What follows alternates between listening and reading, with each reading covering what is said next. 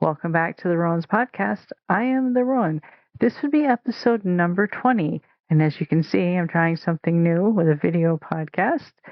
And so grab yourself a cup of coffee, pull up a chair, and let's chat. I have green tea today. I've already drank probably a pot of coffee. So we're going with that. But today, I thought I would try something new. One of the reasons is my brother mentioned a while back ago when I was trying to get him to click on my podcast to listen to it, and he wasn't used to the fact that it was just an audio. He was looking for video, so he didn't understand how it was working. And so ever since then, I've been kind of kicking around the idea of doing a video. And I've been a little bit nervous about it. Camera doesn't like me. So I thought, I'm going to give it a try. So, plus I wanted to share something with everyone. I know I've mentioned in some of my other podcasts that I would sit in our truck while my husband was snow blowing his friend's property, and then I would be sketching or drawing. And I wanted to share what I'm doing with everyone and the Bible verse I was going to put on the picture. So anyways, the group, there's a group that I am involved with, and a church partnered with them to get the people in the group to get them Christmas gifts. And they had given me a sketchbook and a couple beautiful charcoal things with blending tools and stuff in it. And I'm learning how to do charcoals. It's something I really want to do. I've had charcoals before in the past. I just haven't really learned how to do it. Oh, and they gave me a book on, that gives instructions on drawing and stuff like that. It's a little complicated for me. I don't really understand a lot of it. So I let my son, I told him I'd share that with him because he's more nuanced with all that stuff. So he's letting him, and I didn't bring that with me to show you, but because I forgot that was one of the things. But he has it. And anyways, so what my plan was to practice with the charcoals and practice drawing and get good at this particular thing that I want to draw, and then add a Bible verse to it and frame it and give it to them. It's not going to be the world's greatest picture, but I think they would appreciate it anyways. But see, this is what I'm trying to do. It's like a vine, a bigger vine with a little smaller vine wrapped around it.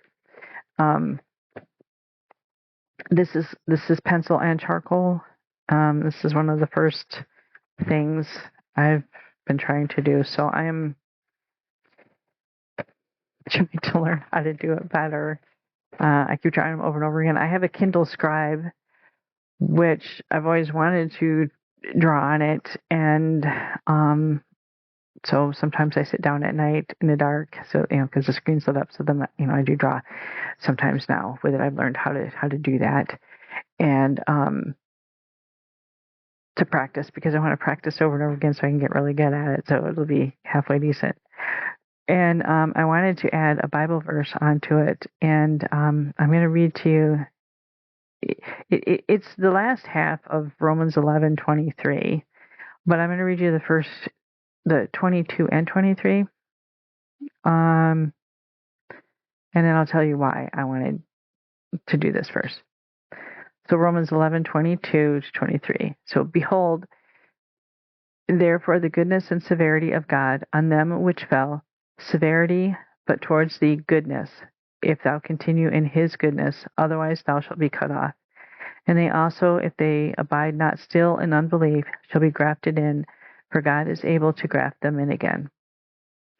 And the part that I wanted to put on there was, for God is able to graft them in again. And this, to me, these two verses show me that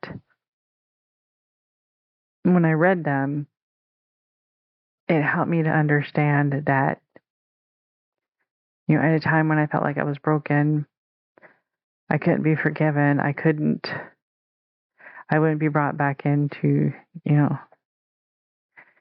that I'd be cut off. Like I'd be one of the branches that were cut off. But it says right here that if you, and they also, if they abide not still in unbelief, shall be grafted in, for God is able to graft them in again. That to me means that if you are believing and you've given up the unbelief, you've given up the, you're not abiding in the bad things anymore, and you want to do what's right and do what's good, then God can graft you back in again. And that spoke volumes to me. And it's important to me. And I mean, the other verse, and forgive me, I don't know where it's at in the Bible. I should know. Where Jesus is talking about how he is the vine, and if we abide in him and he abides in us, we can bear no fruit without him. That was another one I thought of, abide in me and I in you.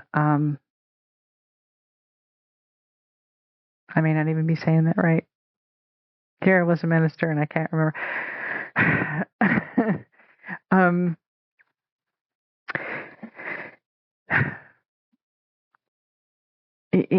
That type of thing is important because as I said before, I had went through a very horrible time at the end of 2023, and I had given up on everything, and the only thing left I had was my faith to hold on to. Everything I've given up to, literally everything.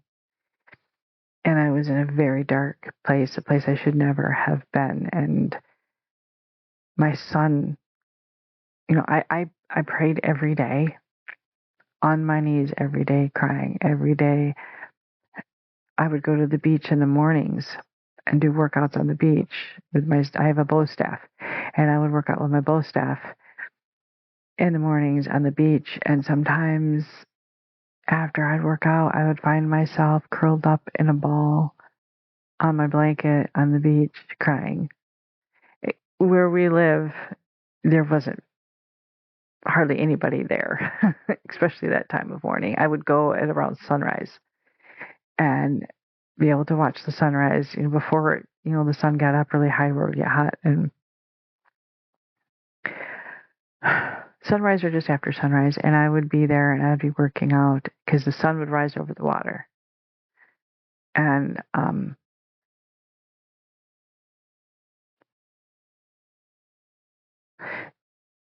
it was just a very beautiful time, and the water would relax me, the sound of the waves and stuff, and the movements of the bow staff, and it would help me center myself. And that was my time with God. And I think that was the only thing that was keeping me alive, really. And then my son would call me every day, every day. And my husband started calling me too. And I got brought home, but even after I got brought home, because they literally brought me home. And after that, I still didn't feel like there was any coming back for me after what I had been through. Because I had some really bad things happen to me during that time. But reading that, and an experience that I talked about in one of my previous episodes about the bird being woken up, or not woken up, but being, urged to go on out and save that bird, that definitely told me that God was, I mattered, because I didn't think I mattered anymore to anybody, anybody at all. Not even God. I didn't matter at all. That showed me right there that I did matter. And then when I read this verse, because I felt like, well, what if I'm just cut off? What if everything was so bad that I'm cut off from that vine? I'm cut off from Jesus. I'm cut off from everything, And I was worried about that. And then I come across this, where God is able to graft them in again. It meant a lot to me. And this group that I'm involved with, it is a women's support group. It's a sexual assault women's support group. And now I don't know if Spotify's going to dox me for that, for saying those two words. Yeah, I'm really wondering if I shouldn't have said that, but we'll find out. If this episode's on, then you'll know they didn't take it off there, but we'll continue with essay. So that might give you a clue of things that, the things that I went through triggered all the memories of the things I went through my entire life. And we've been into this in one of my previous episodes, starting from the time I was very young, 5 or 6 years old. And it triggered everything. And because of that and everything being triggered, and I don't like that word because everybody uses it so overused, but that's the only way I can describe it. It just, all those memories and all those everything and the feelings, like I just had held everything back. I didn't, part of my way of dealing with things is to just not think about it, not deal with it, not, it's not, if I don't have to think about it, I have to deal with it. And the things that happened to me in 2023 burst open that dam that I didn't realize how fragile that dam was, holding everything back, and it bursted open and like a big avalanche came down and just, and everything. So then I started, talking more to my therapist, and I went to a group, and I continue to go to that group, because it's helpful. It really is. And I wanted to draw this picture of a vine with another vine wrapped around it and have this verse on there.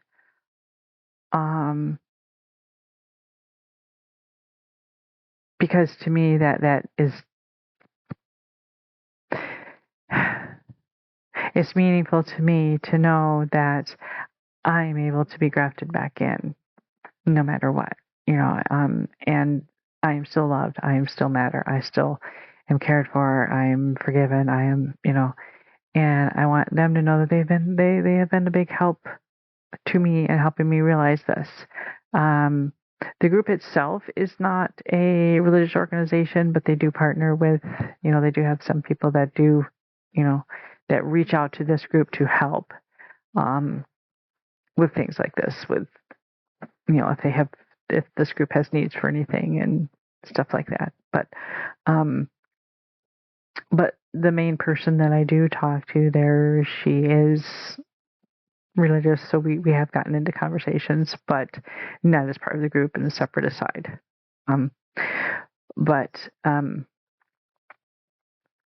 Anyways, the whole point of this is that, that is what I wanted to do. And I have been practicing because it's, drawing these things because it's important to me, that they know how much of a help that they have been. And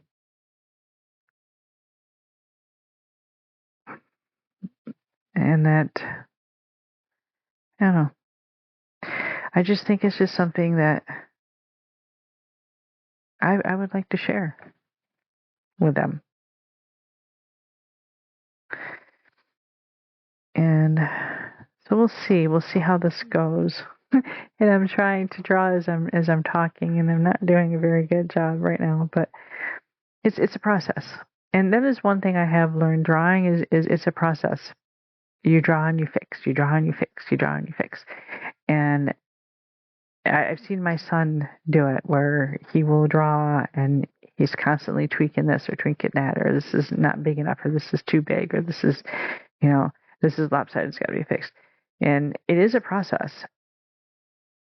I used to think, if you don't draw it at first, it's you can't draw it. It doesn't come out. Um, it took me a while to learn. No, you have to have patience. It's a process. And that's the problem. When you have ADHD, you don't have a lot of patience to sit there and, unless you were hyper focused on it. And right now, part of my hyper focus is I really want to get this done. I really want to, I want to thank them. And this is the way I feel like I can do it. But part of why I wanted to talk about it is I just wanted other people, I wanted to reach out and be a light to someone else and let you know that you do matter and it doesn't, you might have done things that you're not proud of, or you might have done things in situations that you think maybe you can't be forgiven for, or maybe things have happened to you that makes you feel, that has made you feel like you're not worthy, and that you're not loved, and you don't matter, but you do matter. You are loved. I honestly believe there is nothing you can do that'll ever take you out of God's love, and it does say in the Bible, it neither height nor depth nor, I'm going to look up that verse. Okay, I found it. This is one I want you to know. And this would be Romans 8:38. For I am persuaded that neither death, nor life, nor angels, nor principalities, nor powers, nor things present, nor things to come, nor height, nor depth, nor any other creature shall be able to separate us from the love of God, which is in Christ Jesus our Lord. That shows us right there how much we matter. None of these things, nothing, can take us away from the love of God. Nothing can stop that love. And whatever we do, if we put aside our unbelief and the things that we shouldn't be doing, and we live, we believe in God, we believe in Christ, we're able to be grafted back into that vine, because of His love for us, because of Jesus. Everything that I'm trying to tell you is that you matter and you're loved. And I know I say that in a lot of my episodes, and I don't just say that because it's a catchy little catchphrase and it's something that I just want out there. I say it because I mean it. I say it because I know it's true. I went too long in my life believing I didn't matter. And it took me down, way down, because I believed that. It took me to a place, a dark, terrible place, filled with terrible things, and such a lowness. And I didn't care about anything because I didn't matter. I gave up on everything. My family, almost my faith. I held onto my faith with a thread. My family, my marriage. I was convinced my husband hated me. And he was always so angry. And because of everything that had happened to me in my life, from all the SA abuse since I was 5, throughout my life, abusive relationships, family members, strangers, trusted friends, abuses in that way from them led me to believe I did not matter. And when I was convinced that my husband hated me because of his anger and the way that he was, I know God touched his heart because he's not like that now. But he was very angry, took it out on me all the time, drank, was horrible.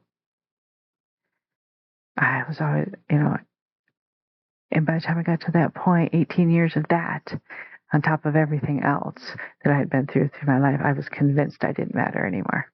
And I gave up. I left him, and I gave up. I didn't care anymore what happened to me, and I allowed myself to get, into a spot. But God showed me different, pulled me out of there, touched my husband's heart, used my son to call me every day. How much he needed me, how much he loved me. But sometimes yelling at me, too. Sometimes swearing at me, cussing me out, guilting me, threatening me. He used every single thing he could get. But the underlying message with my son was that he loved me and he wanted me home.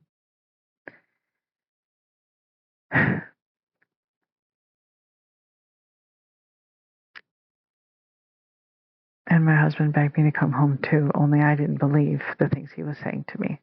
And it took a while for me to believe it. But the point of me bringing all this up and sharing all this is I learned even in that dark, dark, dark place, I do matter. And I want everyone else who's ever experienced anything like this or who may be experiencing this to know that you matter. And I don't just say it just to say it. You do. you do. And you are loved. And you matter even to me. I may not know you, and you may not know me. Well, you do matter to me. You do. And again, I'm not just saying that. I'm not. I'm, people matter to me. And I don't want to see anybody else go through that terrible loneliness, that terrible pain, feeling like they're worthless. But they should just give up on everything. It doesn't matter. Just let the bad things happen to you because you're useless. I don't want anybody to feel that way, ever. I wish I had somebody telling me my whole entire life that I mattered, but I didn't. And that's what I want to do for everybody else. You matter. I don't care how old you are. I don't care who you are, where you've been, what you've done, or what's happened to you, because you are not what's happened to you. You are not what you have done, and you are not your past. It doesn't define you. Like I said before, you can rise up from that and you can walk away from it. You matter. And I didn't get very far in my drawing. This is about it. And I don't know if you can see it with the light. There we go. There we go. It's tomorrow. I'm going to our gals meeting tomorrow at church, which is basically the ladies get together and most of them do quilting. I usually bring something else to do because I don't haul my sewing machine back and forth, and I'm not a quilter. But I will be bringing probably my drawing with me and actually be sitting down and be able to focus instead of just talking. Focus. So when I do get this picture done with the Bible verse properly up there on there, I will share it with you once it's all done in the frame and everything. But in the meantime, because I don't want this to be a hugely long video, because I'm experimenting to see if even I can even upload it. So if it's up there, yay me. But I really wanted to connect with everybody and I truly do mean this. You matter, and you are loved. And I don't know whether you're religious or not, whether you believe in God or not. He loves you, and nothing can take you away from his love. I encourage you to seek him out, but if you're not religious, I still love you anyways, and I know God still loves you. And just letting you know that there is love there for you. And you are all worth something. And I thank every one of you who do listen to my podcast. I know I babble on sometimes, but I do appreciate you listening. And all I want to do is just spread some light and help somebody, even if it's just one person. You all have a blessed night. Thank you for being here. More later. Bye.